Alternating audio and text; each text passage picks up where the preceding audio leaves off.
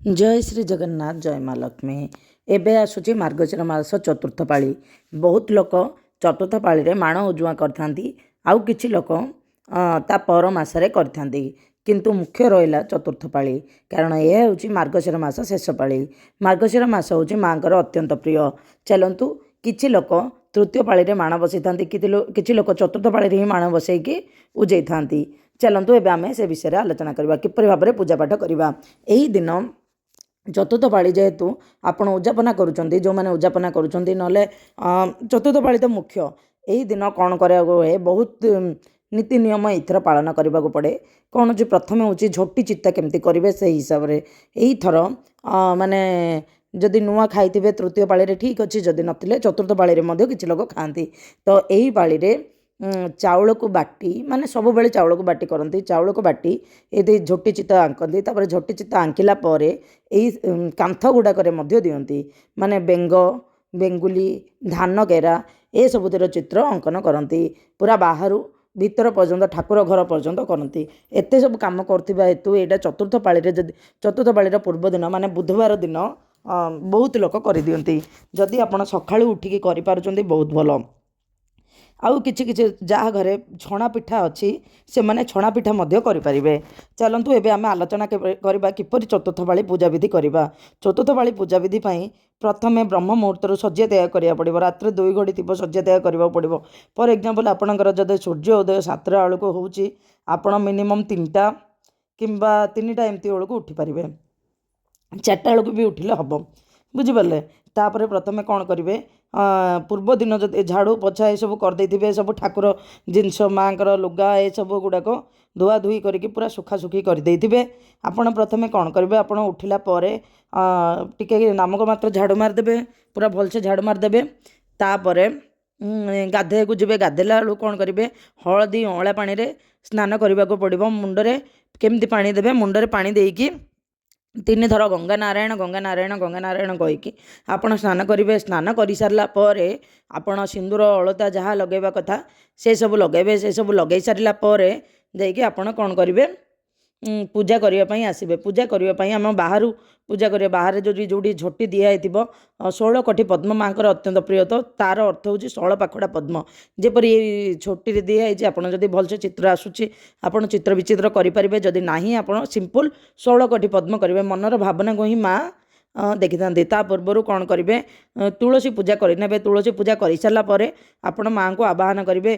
टिके गोबर ना घोषी गोबर जदि मिले बहुत भल।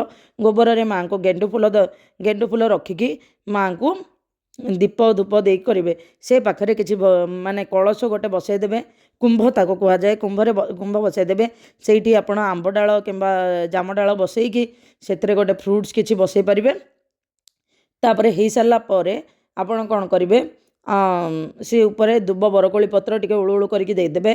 तापर आपण ये सब करें कौन जे आलती करदे। आलती कलापर भोगरे पानी छड़ेदेवे।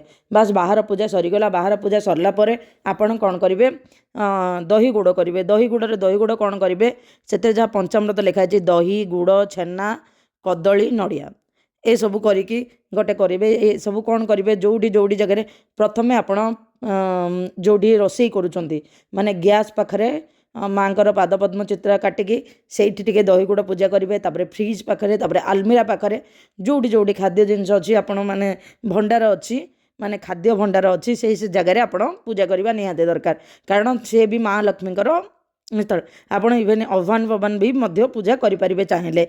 मुख्य रोचे आमर गैस से आम खाद्य रंधन करुँच। आलमिरा पाखरे माने पैसा पत्र रोचे। बास ये 2टा जगह करेंगे। या पूर्वर तो आप गंगा जल सिंचन करदे, ना प्रयागराजर तीर्थ जल सिंचन करदे। तीर्थ जल सिंचन करदेलापर आपड़ ये सब करेंगे। तापर गोटे छेनापणा करेंगे। छेनापणा केमती करेंगे, छेना नड़िया कदली तापर गोलमरिच गुंड जदि पकई पारे। तापर ना गोलमरिच पकईबे। तापर आंब कषि अदा मिले आंब कषि अदा पकईबे, ना खाली अदा अल्प टिके पकईदेवे। तापर क्षीर रे भल टिके पानी टिके देबे, माने पूरा प्लेन क्षीर रे भी चाहिए करें। तापर बस से नड़िया गुड़ सब पकईदेवे। तापर से नबात पकईबे। नबात शर्करा जो नबात छेनापणा जो से लिखाई नवतापणा करदे दुईटा करेंगे जमती भी मिनिमम दुईटा करेंगे दुईटार गोटे जगन्नाथ गोटे लक्ष्मी आपड़ तीन टा भी कले हम कलश पाखे पूजा करने जेहेतु गणेश को माँ लक्ष्मी पुओ कह जाए दी जन को गोटे थर देले भी चलो किसी प्रोब्लेम ना तापर बस तापर ये सब करदे 10टी फल फ्रुट्स देवे 10टी फल कौन जानच जहाँ भी 10 प्रकार फल ना 10 प्रकार फल न मिले 10 वर्ण फल करें जदि 10 वर्ण फल भी न मिले 10 गोटी फल करें किंतु 10 वर्ण फल मूल माने फल फूल 10टी फूल जदि भी मिल बहुत भल पद्म फूल को मिसेकी पद्म फूल सरिष फूल गेंडु फूल 2 प्रकार आसला मकमल्ली फूल गेंडु फूल तापर एमती यार जमी पिंक कलर फूल गोलाप फूल ए सब सेबती हलदिया कि नाली फूल 10 प्रकार माँ के पाखे रखिदे आखु आ मूला को रखिए बस आखु मूला को रखिए माँ को ता पूर्वर कौन करेंगे जो माँ को बसेबे से टिके गोबर पानी नले तीर्थ जल सिंचन करदे तापर से आपण जदि पूजा घर ता आग दिन सफा कर देथिबे सेठी कौन करा सेठी भी 16 पद्म अंकन करेंगे माँगर पाद पद्म चिन्ह देवे बस जदि आपण माँगर पाद पद्म चिन्ह देदेवे 16 पद्म अंकन करदे तापर आपण प्रथमे कौन करेंगे आम कलश स्थापन करने विधि अच्छी कलश स्थापन करने पूर्वर किसी गोटे जगह ने से तले आपण नुआ चाउल कि ना हलदिया चाउल जहाँ भी दुब बरकोली पत्र माने फूल जहाँ भी तले देवे ताऊपर आपण फूल ये सब दे सारापर उपरे आम कलश स्थापन करवा कलश कौन कर बेक जाए आम पानी नवा से क्षीर टिके दबा क्षीर तापर तीर्थ जल तापर हलदी चंदन नेबे से भितर टिके आपण फूल पकई पारे जदि आपण पाखे गुआ कौड़ कि कौड़ी कि तंबार कॉइन पकाउछंती जो बहुत भल कथा ना रूपार गोटे जो रूपा पारका जहाँ अच्छी माने रूपा पारका माने रूपार गोटे छोट अंश आपण पकई पारे ना सुनार अंश पकई पारे आपण हिसाब से तापर गोटे नड़िया कि पइड रखिदेवे पइड रखिला उपरे वस्त्र पिंधेबे वस्त्र पिंधे सारापर कौन करा माने वस्त्र तापर देवे वस्त्र दे सारापर बस ये एतिकी रखी सारापर आप कौन करेंगे ये आम दुब माने दुब चाउल दबा दुब चाउल जमी बाहर भी जमी देते आम जो भी ठाकुर को पूजा आरंभ पूर्व दुब चाउल दबा सरला बेलू दुब चाउल दबा दुब चाउल कौन थाए प्रथमे गोटे ग्लास ने ग्लास रे तीर्थ जल ने आउ टे भल पा ने क्षीर टिके हलदिया चाउल टिके ने बस से दुब टिके फूल टिके पकईदे बुझीपारे सेटा नहीं कि आपड़ सिंचन करदे माने जोटी उलुलु कर फास्ट टिके दुब चाउल देवे दुब चाउल देले माने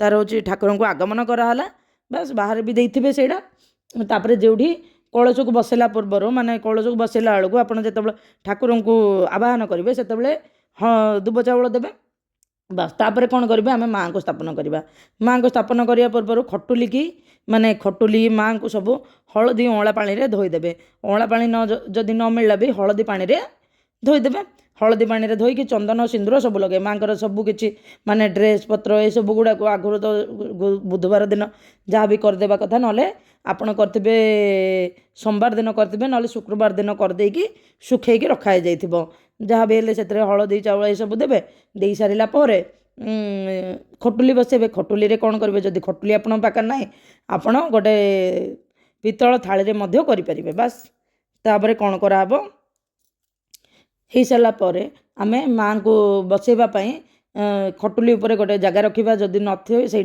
ठीक अच्छे से 10 गोटी चाउल 10 गोटी दुब रखा 10 गोटी चाउल 10 गोटी दुब जदि आप माण बसौंट माने माण उजुआ कराऊँचे माण रे कौन करा ये 10 गोटी अलग चाउल 10 गोटी दुब ने माण जोड़ी अच्छे माने जार जहाँ थी कार माण गौणी जहाँ भी थी से धान बिरी मुग फुल करके रखिए आपणकर घर हिसाब अनुसार रखिए तापर तापर 3 गोटी गुआ हूँ माँ लक्ष्मी माँ सरस्वती माँ कालींकर प्रतीक बास से रखिए 3 गोटी गुआ 3 गोटी गुआ रखिला पर कौन करा आमे माँ को पूजा करवा माने माँ को तापर बसेबा माने 10 गोटी चाउल ये सब देले कार जदि माण को पूजा करती किसी जन माने आपण माण को माण उपरे लक्ष्मी मूर्ति मध्य रखती बस से आप रखिए रखी सारा पर माँ को रखिला पूर्व माँ को गाधे देवे भलसे माँ को गाधे देला माँ को स्थापन कला ଦୁବ ଚାଉଳ ଦେବେ ସେମିତି ହୁଳହୁଳି କରିକି ଦୁବ ଚାଉଳ ଦେବେ। ତାପରେ ମାଆଙ୍କୁ ସ୍ଥାପନ କରିବେ, ମାଆଙ୍କୁ ଭଲସେ ସଜେଇ ଦେବେ, ଚନ୍ଦନ ସିନ୍ଦୁର ଦେବେ ମାଆଙ୍କୁ। ଏ ଯେଉଁ ସୁହାଗ ଜିନିଷ ସେସବୁ ଆଗରୁ ଥିବ ଯାହା ସେଥିରେ ମାନେ ନୂଆ ଦେବାକୁ ଚାହିଁଲେ ଦେଇଥିବେ, ନହେଲେ ଏଇଥର ଯାହା କରିବେ ସେଠି ଆପଣ ସିଞ୍ଚନ କରିଦେବେ ଟିକେ ଦୁବ ଚାଉଳ ସିଞ୍ଚନ, ସେଠି ବି ଚନ୍ଦନ ସିନ୍ଦୁର ଲଗାଇବେ, ମାଆଙ୍କୁ ଚନ୍ଦନ ସିନ୍ଦୁର ଲଗାଇବେ।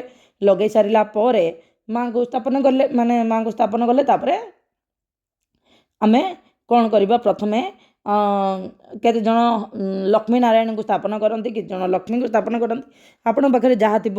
ତାପରେ ମାଆଙ୍କର ବାହନ ସବୁ ହାତୀ ଘୋଡ଼ା ଏସବୁ ଯାହା ବି ଅଛି ସେସବୁ ଆପଣ ସ୍ଥାପନ କରିବେ। ତାପରେ ମୂଳା ଆଖୁ ଏସବୁ ଚନ୍ଦନ ସିନ୍ଦୁର ଲଗାଇକି ମାଆଙ୍କ ପାଖରେ ରଖିବେ। ମାଆଙ୍କର ସୁହାଗ ବସ୍ତ୍ରକୁ ରଖିବେ। ନିଶ୍ଚିତ ଭାବରେ ଅଁଳା ଡାଳ ଦେବେ, ମାଆଙ୍କୁ ଅର୍ପଣ କରିବେ। ଅଁଳା ଡାଳ ମାଆଙ୍କର ଅତ୍ୟନ୍ତ ପ୍ରିୟ, ଅଁଳା ଡାଳ ନିଶ୍ଚିତ ଭାବରେ ଅର୍ପଣ କରିବେ। ଅଁଳା ଡାଳ ଅର୍ପଣ କରିସାରିଲା ପରେ ମାଆଙ୍କୁ କ'ଣ କରିବେ, ତାପରେ ବାସ୍ ମାଆଙ୍କୁ ଗାଧୋଇ ସାରିଲା ପରେ ତାପରେ ଏସବୁ ଭୋଗ ବାଡ଼ି ଦେବେ। ପ୍ରଥମେ ମାନେ ଯେଉଁ ଦହି ଗୁଡ଼ କରିଥିବେ, ତାପରେ ଫ୍ରୁଟ୍ସ 10 ପ୍ରକାର ଲେଖି କରିଥିବେ, ଦୁଇଟା ଜାଗାରେ ବାଡ଼ିବେ, ନହେଲେ 3ଟା ଜାଗାରେ ବାଡ଼ି ଦେବେ। ବାସ୍ ହେଇସାରିଲା ପରେ କ'ଣ କରିବେ, ତାପରେ ଏ ଯେଉଁ ପଣା 2ଟା ଗ୍ଲାସ୍ରେ ବାଡ଼ିବେ। ବାସ୍ ହେଇଗଲା। ହେଇସାରିଲା ପରେ ଆମେ ଆଳତି କରିବା। ଏଇଟା ହେଉଛି ଭାଳ ଧୂପ ପାଇଁ ଆଳତି କରିବା। ଆଳତି କରିସାରିଲା ପରେ ସବୁଥିରେ ପାଣି ଛଡ଼େଇବା। ଜଗନ୍ନାଥଙ୍କ ପାଇଁ ଯାହା କରିଥିବେ ସେଥିରେ ତୁଳସୀରେ ପାଣି ଛଡ଼ିବେ। ମା ଲକ୍ଷ୍ମୀଙ୍କ ପାଇଁ ଭୁଲରେ ମଧ୍ୟ ତୁଳସୀ ପତ୍ରର ବ୍ୟବହାର କରାଯାଏ ନାହିଁ, ସେଥିପାଇଁ ଗେଣ୍ଡୁ ଫୁଲର ବ୍ୟବହାର କରାଯାଏ। ଆପଣ ଗେଣ୍ଡୁ ଫୁଲ ଛଡ଼େଇବେ। ବାସ୍ ଏଇଟା ହେଉଛି ବାଳ ଧୂପ।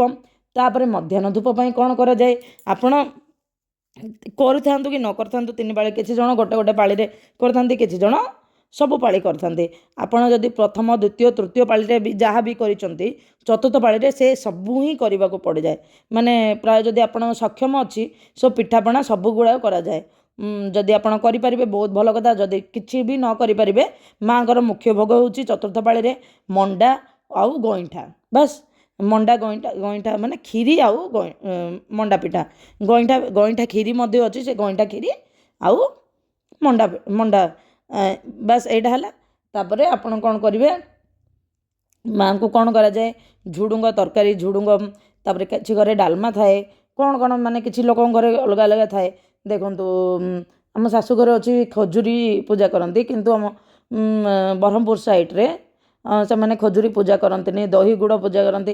ମାନେ ମୋତେ ବହୁତ ଜାଗାରେ ବି କହୁଛନ୍ତି ଖଜୁରୀ ପୂଜା କରିବା କଥା ନୁହଁ, କିନ୍ତୁ ଏମାନଙ୍କ ସାଇଡ଼୍ରେ ମାନେ କଟକ ସାଇଡ଼୍ରେ ଖଜୁରୀ ପୂଜା କରନ୍ତି।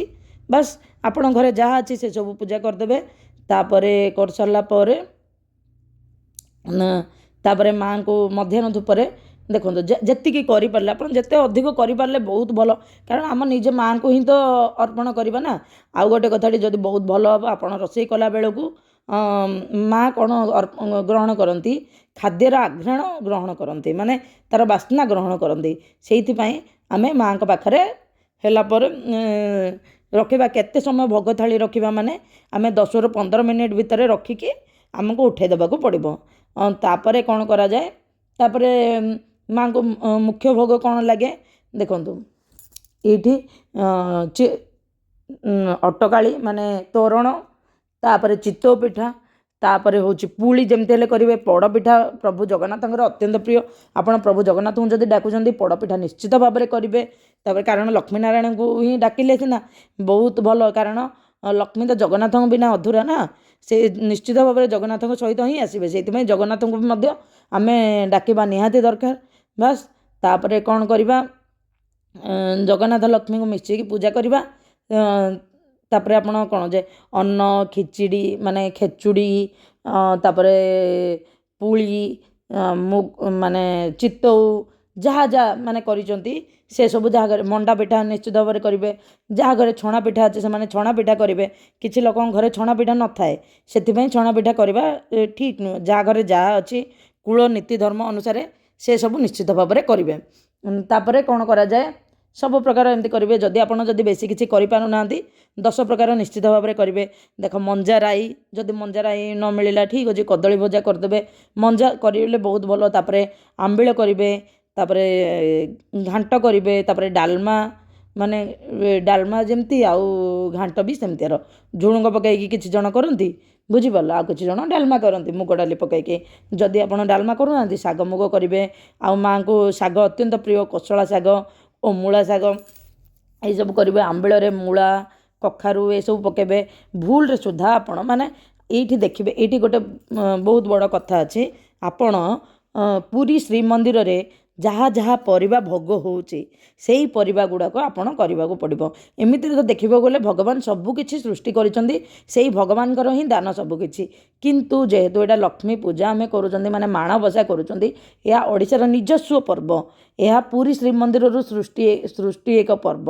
ମାନେ ବଳରାମ ଦାସ ପୁରୀ ଜଗନ୍ନାଥ ମନ୍ଦିରରେ ଯାହା ବି ମାନେ ମାଆଙ୍କର ଆଶୀର୍ବାଦରେ, ପ୍ରଭୁ ଜଗନ୍ନାଥଙ୍କର ଆଶୀର୍ବାଦରେ ସେଇ ବଳରାମ ଦାସ ଏ ଲେଖନୀ କରିଛନ୍ତି। ଧାନ୍ୟ ମାଣିକା ଓଷା ମଧ୍ୟ ସେଇଆ ହିଁ ସେମ୍ କଥା। ତ ଆମେ ପୁରୀ ଜଗନ୍ନାଥ ମନ୍ଦିରରୁ ସବୁ ସଂସ୍କୃତି ଆମର ଆରମ୍ଭ ହୋଇଛି। ତେଣୁ ପୁରୀ ଜଗନ୍ନାଥ ମନ୍ଦିରରେ ଯେଉଁ ପରିବା ଏଲାଉ ଅଛି ସେଇ ପରିବା ଉପରେ ଆମେ କରିବା। ଏଇଠି କ'ଣ ମାଟି ଆଳୁ, ସାରୁ, କନ୍ଦମୂଳ ଯାହା ଯାହା ଏଲାଉ ଅଛି ସେ ସବୁ ପରିବା ନେଇକି ଆମେ ଯଦି ଭୋଜନ ପ୍ରସ୍ତୁତ କରିବା ବହୁତ ଭଲ। ଯେମିତି ଖିଚିଡ଼ି କରିବା, କ୍ଷୀରି କରିବା, ତାପରେ ମୁଗ ଚାଉଳ ଖିଚିଡ଼ି, ଆପଣ ଘରେ ଯାହା ଯେମିତି ଅଛି। ଆପଣଙ୍କୁ ଆଉ ଗୋଟେ କଥାଟି, ଆପଣ ମାନେ ସେଇ ଦେଖିବେ ପୁରୀ ମନ୍ଦିରରେ କ'ଣ ହେଉଛି ସେଇ ସବୁ ଦେଖିକି ଆପଣଙ୍କୁ ଯେମିତି ଭଲ ଲାଗିଲା, ସେ ଆପଣଙ୍କର ମା ଆପଣ ଯେମିତି ଲକ୍ଷ୍ମୀଙ୍କର ଅତି ପ୍ରିୟ ହେଉଛନ୍ତି ମଣ୍ଡା ପିଠା। ନିଶ୍ଚିତ ଭାବରେ ଆପଣ ସିଝା ମଣ୍ଡା କରିବେ। ସିଝା ମଣ୍ଡା ମାନେ ଚାଉଳ ମଣ୍ଡା ନିଶ୍ଚିତ ଭାବରେ କରିବାକୁ ଚେଷ୍ଟା କରିବେ ଆଜ୍ଞା। ତାପରେ ସିଝା ମଣ୍ଡା କରିବେ। ସିଝା ମଣ୍ଡା କରିସାରିଲା ପରେ ଆପଣ କ'ଣ କରିବେ, କ୍ଷୀରି କରିବେ, ଏସବୁ କରିବେ। ଆଉ ନିଶ୍ଚିତ ଭାବରେ ଆପଣ କେବେ ବି ଯେଉଁ ପତ୍ର ଥାଏ ବାହାର ଲୋକକୁ ଦେବେ ନାହିଁ। କିଛି ଲୋକଙ୍କ ଘରେ କେବଳ ଭଣଜାକୁ ଦିଅନ୍ତି, ଭାଣଜୀକୁ ଦିଅନ୍ତିନି, ଏମିତି କିଛି ହୁଅନ୍ତି, ବୁଝିପାରିଲେ। ମାନେ କୁଳାଚାର ଅନୁସାରେ ଅଲଗା ଥାଏ। କେବଳ ଝିଅକୁ ଦିଅନ୍ତିନି, କେତେଜଣ ଜ୍ୱାଇଁକୁ ଦିଅନ୍ତି, ଆଉ କିଛି ଜଣ ଭଣଜା ଭାଣଜୀ ଏସବୁ ଦିଅନ୍ତି। ଆପଣ ଘରେ ଯେମିତି ଥିବ ସେମିତି ଦେବ। କିନ୍ତୁ ଯେହେତୁ ବଳରାମ ଦାସଙ୍କର ବହିରେ ଲେଖାଯାଇଛି ବାହା ହେଇଥିବା ଝିଅ ସୁଦ୍ଧା ନ ଖାଇବ, ସେଥିପାଇଁ ଆପଣ ଝିଅକୁ ଜମା ଦେବେ ନାହିଁ। କିନ୍ତୁ ଆପଣ ଜ୍ୱାଇଁକୁ ଦେଲେ ଚଳିବ, ଭଣଜା ଭାଣଜୀ ଯାହାକୁ ବି ଦେଲେ ଚଳିବ। ନିଜର ବ୍ଲଡ଼ ରିଲେସନ୍ରେ ଯାହାକୁ ବି ଦେଲେ ଚଳିବ। ଆପଣ ସାଇଟ୍ରେ ଯେମିତି ଅଛି ନିୟମ, ଆପଣ ସେ ସାଇଟ୍ରେ କରିବେ, ସେ ଟାଇପ୍ର କରିବେ। ଆପଣ ସାଇଟ୍ରେ ଯଦି ଭଣଜାକୁ ଦିଆଯାଏ ଆପଣ ଦେବେ, ଯଦି ଭାଣଜୀକୁ ଦିଆଯାଏନି ଦେବେନି। କିନ୍ତୁ ମୁଁ ଯେତିକି ଜାଣିଛି ସେଥିରେ କେବଳ ଝିଅକୁ ଦିଆଯାଏ ନାହିଁ, ଜ୍ୱାଇଁଙ୍କୁ ଦିଆଯାଏ ଓ ଆଉ ଭଣଜା ଭାଣଜୀ ଏମାନଙ୍କୁ ସମସ୍ତଙ୍କୁ ଦିଆଯାଏ। ଇଭେନ୍ ଭଣଜା ଭାଣଜୀ ଫାଷ୍ଟରେ ଖାଇଲେ ମା ସନ୍ତୁଷ୍ଟ ହୁଅନ୍ତି, ଘରର ଐଶ୍ୱର୍ଯ୍ୟ ବଢ଼େ ବୋଲି ବିଶ୍ୱାସ ଅଛି। ବ୍ରହ୍ମପୁର ସାଇଟ୍ରେ ଏମିତି କରାଯାଏ। ବ୍ରହ୍ମପୁର କ'ଣ, କୋରାପୁଟ, ଗଜପତି ଏସବୁ ସାଇଟ୍ରେ ଏମିତି କରାଯାଏ। ଆଉ କିଛି କିଛି ସାଇଟ୍ରେ କ'ଣ କରାଯାଏ, କେବଳ ଭଣଜାକୁ ହିଁ ଦିଅନ୍ତି। ଆଉ କିଛି ଜଣ ଖୋର୍ଦ୍ଧା ସାଇଟ୍ରେ ମାନେ ଦିଅନ୍ତିନି ଏସବୁ, ମାନେ ଝିଅ ଜ୍ୱାଇଁକୁ ଦିଅନ୍ତିନି, ଭଣଜା ଭାଣଜୀଙ୍କୁ ଦିଅନ୍ତି। ଯାହା ଆପଣଙ୍କ କୁଳାଚାରରେ ଥିବ ସେସବୁ ହିସାବରେ କରିବେ। ହଁ, ଆଉ ସନ୍ଧ୍ୟା ଧୂପ ବେଳେ ଆପଣ ନିଶ୍ଚିତ ଭାବରେ ମଣ୍ଡା ଓ ଗଇଁଠା କରିବେ। ନହେଲେ ଦେଖନ୍ତୁ, ଏଇଟା ନ କରିପାରିଲେ ବି ପୋଡ଼ପିଠା କରିଦେବେ, ନହେଲେ କିଛି ଫ୍ରୁଟ୍ସ କିଛି ରଖିଦେବେ। ଯାହା କିଛି କ୍ଷୀରି ଫିରି କିଛି ଯାହା କରିଥିବେ ସେଇଟା ଟିକେ ରଖିଦେଇକି ସନ୍ଧ୍ୟା ଧୂପ ଦେବେ। ସନ୍ଧ୍ୟା ଧୂପରେ କ'ଣ କରିବେ, ଏଇଠି ଗୋଟେ ମୁଖ୍ୟ କଥା ହେଉଛି ସନ୍ଧ୍ୟା ଧୂପ ଆପଣ ସୂର୍ଯ୍ୟାସ୍ତ ପୂର୍ବରୁ, ଯେହେତୁ ଏଇଟା ଉଜାଁ ଯାଏ, ସୂର୍ଯ୍ୟାସ୍ତ ପୂର୍ବରୁ ହିଁ ଆପଣ ମାଆଙ୍କୁ ଉଠାଇ ଦେବେ। କାରଣ ସୂର୍ଯ୍ୟାସ୍ତ ପରେ ଉଠାଯାଏ ନାହିଁ। ଯଦି ଉଜୁଆଁ କରାଯାଏ ସୂର୍ଯ୍ୟାସ୍ତ ପରେ ଉଠାଯାଏ ନାହିଁ। ଆପଣ ଦେଖିବେ ଆପଣଙ୍କର ମାନେ ଏ ଅଞ୍ଚଳରେ କେତେବେଳକୁ ସୂର୍ଯ୍ୟ ଅସ୍ତ ହେଉଛି ଦେଖନ୍ତୁ। ଏମିତି ଥିବ ଓଡ଼ିଶାରେ ତ 5ଟା 26, 27 ଏମିତି ଦେଖାଉଥିଲା। ଆପଣ ସେଇ ଅନୁସାରେ 5ଟା ଭିତରେ, 5ଟା 10 ଏମିତି ଭିତରେ ଦେଖିଦେଇକି ଟିକେ ଆପଣ ଉଠାଇଦେବେ। ଆପଣଙ୍କ ଏରିଆରେ କ'ଣ ସୂର୍ଯ୍ୟାସ୍ତ ପୂର୍ବରୁ ଉଠାଇଦେବେ। ଦେଖନ୍ତୁ 4ଟାରୁ 5ଟା ଭିତରେ ଉଠାଇଦେଲେ କିଛି ପ୍ରୋବ୍ଲେମ୍ ନାହିଁ, କାରଣ ସୂର୍ଯ୍ୟାସ୍ତ ପୂର୍ବରୁ ସେଇଟା ହେଇଗଲା। ତ ସୂର୍ଯ୍ୟାସ୍ତ ପୂର୍ବରୁ ଆପଣ ଉଠାଇଦେବେ। ହଁ, ଆଉ ଗୋଟେ କଥାଟି, ଆପଣ ଯେବେ ବି ଏସବୁ ଯେଉଁ କରୁଛନ୍ତି ମାନେ କଲାବେଳୁ ଆପଣ ସେଇ ଯାହା ଡ୍ରେସ୍ ପିନ୍ଧିକି ଏସବୁ କରୁଛନ୍ତି ସେଥିରେ ଆପଣ ବାଥରୁମ୍ ଯିବେନି। ବାଥରୁମ୍ ଗଲାବେଳୁ ଡ୍ରେସ୍ ପୁରା ଚେଞ୍ଜ କରିବେ। ଯଦି ଆପଣ ହେଉଛି ଗାଧେଇବେ, ଯଦି ଗାଧେଇ ପାରୁନାହାନ୍ତି ପୁଣି ଥରେ ପାଣି ସିଞ୍ଚନ କରିଦେବେ, ହାତ ଗୋଡ଼ ଧୁଆଧୁଇ ହେବେ, ପୁଣି ଥରେ ଠାକୁରଙ୍କ ରୁମ୍କୁ ଯିବେ। ସେଇ ଲୁଗାରେ ଜମା ବି ଯିବେ ନାହିଁ। ଗୋଟେ ହେଲା। ତାପରେ ଆପଣ ସନ୍ଧ୍ୟା ଧୂପ ବେଳକୁ ଯାହା ଗୁଆ ଏସବୁ ରଖିଥିବେ, ଆପଣ ମାଆଙ୍କୁ ଚାହିଁଲେ ସେମିତି ବସେଇକି, ମାଆଙ୍କର ମୂର୍ତ୍ତିକୁ ସେମିତି ଚାହିଁଲେ ବସେଇକି ରଖିବେ। ଯଦି ମୂର୍ତ୍ତିକୁ ବସେଇକି ରଖିବା ବି ଚାହୁଁନାହାନ୍ତି, ମାଆଙ୍କୁ ଗୋଟେ ବେତ ଜାଗାରେ ଶୁଆଇକି ରଖିବେ। ମାନେ ଗୁଆ ଏସବୁ ରଖିବେ, କିନ୍ତୁ ପୂଜା ଲଗାଇଥିବା ମୂଳା, ଆଖୁ ଆଉ ସବୁ ଅନ୍ୟାନ୍ୟ ଜିନିଷକୁ ଆପଣ ବିସର୍ଜନ କରିପାରିବେ। ଯଦି ବିସର୍ଜନ କରିବା ପାଇଁ ସେମିତି କିଛି ନାହିଁ, ଗୋଟେ ଡଙ୍ଗା କରିକି ସେଥିରେ ପାଣି ରଖିକି ଏସବୁ ବିସର୍ଜନ କରିବେ। ତାପରେ ଯାହା କରିବା କଥା କରିବେ। କିଛି ପବିତ୍ର ଗଛରେ ଦେଇଦେଲେ ହେବ, ନହେଲେ ଗୋମାତାକୁ ଦେଇପାରିବେ ହେଲା। ଗୋମାତାକୁ ଦେଇପାରିବେ। ଆଉ ପୂଜାର ଯାହା ଯାହା ଜିନିଷ ଅଛି ନିଶ୍ଚିତ ଭାବରେ ଆପଣ ପୂର୍ବପୁରୁଷମାନଙ୍କୁ କିଛି ମାନେ ପୂଜାର ଜିନିଷ ଗୁଡ଼ା ଠାକୁରଙ୍କୁ ଭୋଗ ଲଗାଇ ସାରିଲା ପରେ ମାନେ ଫାଷ୍ଟ ଯାହା ବି ରୋଷେଇ କରିବେ ଫାଷ୍ଟ ଠାକୁରଙ୍କ ପାଇଁ କାଢ଼ି ସାରିଲା ପରେ ସେକେଣ୍ଡରେ ଆପଣ ପୂର୍ବପୁରୁଷଙ୍କୁ ଦେବେ, ନିଶ୍ଚିତ ଭାବରେ ଦେବେ। ପୂର୍ବପୁରୁଷଙ୍କୁ ଦେଲେ ହିଁ ସେମାନଙ୍କର ମନ ଖୁସି ହୁଏ। ସେମାନେ ଭାବନ୍ତି ଆମେ ସେମାନଙ୍କୁ ମନେ ପକାଉଛୁ, ସେମାନେ ଖୁସି ହୁଅନ୍ତି, ଆମକୁ ଆଶୀର୍ବାଦ ଦିଅନ୍ତି। ସେଇଥିପାଇଁ ଆପଣ ନିଶ୍ଚିତ ଭାବରେ ଯାହା ବି ଭଲ ମନ୍ଦ କଲେ ନିଶ୍ଚିତ ଭାବରେ ମାଆଙ୍କୁ ଦେବେ। ମାଆଙ୍କର ଅତ୍ୟନ୍ତ ପ୍ରିୟ ହେଉଛି ପଦ୍ମଫୁଲ, ଗେଣ୍ଡୁ ଫୁଲ, ମାନେ ସୋରିଷ ଫୁଲ, ଏସବୁ ଯାହା ଯାହା 10 ପ୍ରକାର ଫୁଲ ଆଉ ଫଳ ସେସବୁ ଆପଣ ଦେବେ। ଆପଣ ଯଦି ତୃତୀୟ ପାଳିରେ ଉଜେଇ ଦେଇଛନ୍ତି ତେବେ ମଧ୍ୟ ଦହି ଗୁଡ଼ ଓ ଛେନା କଦଳୀ ପୂଜା କରିବେ, ବାଳଭୋଗ କରିଦେବେ, କେବଳ ରୋଷେଇ ଭୋଗ କରିବେ ନାହିଁ। ମାଆଙ୍କର ଆଉ ନିଶ୍ଚିତ ଭାବରେ ମାଆଙ୍କର ମହାଲକ୍ଷ୍ମୀ ଅଷ୍ଟକମ୍ ପାଠ କରିବେ ଓ ଦୀପ ପ୍ରଜ୍ୱଳନ କରିବେ। ଆଉ ସବୁ ଓଡ଼ିଆରେ କହିଦେଲେ ଚଳିବ, ମାତ୍ର ମହାଲକ୍ଷ୍ମୀ ଅଷ୍ଟକମ୍ଟା ନିଶ୍ଚିତ ଭାବରେ ପାଠ କରିବେ। ମାନେ କେତେବେଳେ 3 ଥର କରିବେ, ସକାଳ ବାଳ ଧୂପରେ, ମଧ୍ୟାହ୍ନ ଧୂପରେ ଆଉ ସନ୍ଧ୍ୟା ଧୂପରେ ନିଶ୍ଚିତ ଭାବରେ ଏସବୁ କରିବେ। ଆଉ ମାଆଙ୍କର ଆଶୀର୍ବାଦ ନିଶ୍ଚିତ ଭାବରେ ପାଇବାକୁ ଚେଷ୍ଟା କରିବେ। ଆପଣଙ୍କୁ ଯଦି ଏହି ତଥ୍ୟ ଭଲ ଲାଗିଲା ନିଶ୍ଚିତ ଭାବରେ ଲାଇକ୍, ସେୟାର ଆଣ୍ଡ ସବସ୍କ୍ରାଇବ୍ କରିଦେବେ। କମେଣ୍ଟରେ ଜୟ ମା ଲକ୍ଷ୍ମୀଙ୍କର ଜୟ ହେଉ ଲେଖିଦେବେ। ହେ ମା ଲକ୍ଷ୍ମୀ, ଦୁନିଆର ସମସ୍ତଙ୍କର ମଙ୍ଗଳ କରନ୍ତୁ ମା। ଆମେ ଆପଣ ସନ୍ତାନ, ଆମର ଭୁଲ କ୍ଷମା କରନ୍ତୁ। ନିଶ୍ଚିତ ଭାବରେ ପୂଜା ସରିଲା ପରେ ସବୁବେଳେ କ୍ଷମା ପ୍ରାର୍ଥନା କରିବେ, କାରଣ ଆମେ ଜାଣିନାହାନ୍ତି ଆମର ଭୁଲ ଅଛି କି ନାହିଁ, ଜାଣିନଥାନ୍ତି ନା, ଅଜାଣତରେ ମଧ୍ୟ ବେଳେବେଳେ ଭୁଲ ହେଇଯାଇଥାଏ। ଆଉ ନିଶ୍ଚିତ ଭାବରେ ମାଆଙ୍କୁ କ୍ଷମା ପ୍ରାର୍ଥନା ମାଗିବେ। ପୂଜା ଶେଷରେ କ୍ଷମା ପ୍ରାର୍ଥନା ନିଶ୍ଚିତ ଭାବରେ ମାଗିବେ। ତାପରେ କହିବେ, ହେ ମା, ମୁଁ ଆପଣଙ୍କର ବାଳୁତ ସନ୍ତାନ, ଆପଣ ମୋର ଭୁଲକୁ କ୍ଷମା କରିଦେବେ। ଯଦି କିଛି ଭୁଲ କରିଛି ଆପଣ ନିଶ୍ଚିତ ଭାବରେ କ୍ଷମା କରିଦେଇକି ଆପଣ ମୋତେ ଆପଣଙ୍କ କଳରେ ଆଶ୍ରୟ ଦିଅନ୍ତୁ, ମୋର ସବୁ ଦୁଃଖ ଦୂର କରନ୍ତୁ, ବ୍ରହ୍ମଠାରୁ କୀଟ ପର୍ଯ୍ୟନ୍ତ ସମସ୍ତଙ୍କର ପେଟ ପୂର୍ଣ୍ଣ ହଉ ମା, ଏତିକି ଆଶୀର୍ବାଦ ଦିଅନ୍ତୁ। ଆପଣଙ୍କ ଆଶୀର୍ବାଦରୁ ମୋ ଜୀବନ ସୁଖରେ କଟିଯାଉ। ଜୟ ଜଗନ୍ନାଥ, ଜୟ ମା ଲକ୍ଷ୍ମୀଙ୍କର ଜୟ ହେଉ।